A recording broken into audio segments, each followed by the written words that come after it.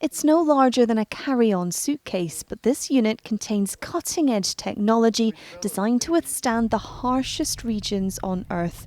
It's called a SIMBA, a sea ice mass balance array, able to measure polar ice temperatures to within 1/16th of a degree. It's been completely designed and built here in Oban and is now being used as part of Expedition MOSAiC, an Arctic voyage to study the impact of climate change. The ship will be frozen into the ice. Well, it is in the ice at the moment, and it's drifting for a full year.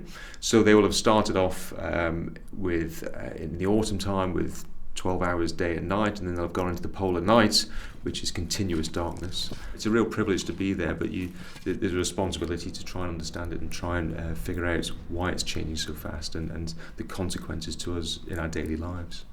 The data the SIMBAs gather is key to better understanding the global climate crisis.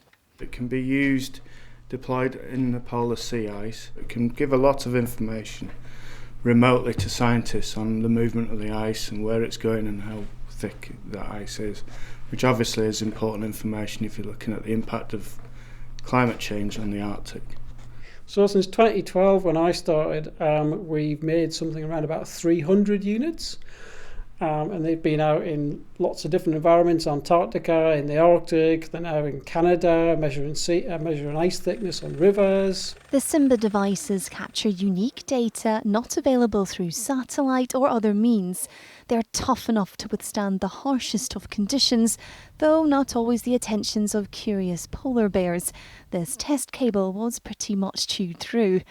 Dr. Marcus Frey is one of the scientists from the expedition who has just returned from his leg of the voyage.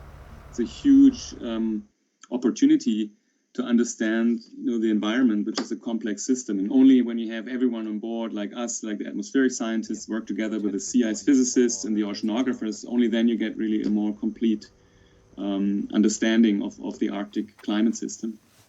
The units are not just for the polar regions. They're also being used here in Scotland as part of a life-saving pilot project with the Scottish Avalanche Service.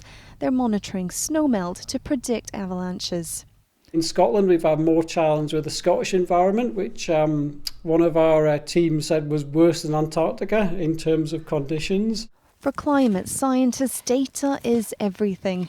Their aim is that both in Scotland and globally, a problem measured can become a problem managed. Laura Piper, STV News.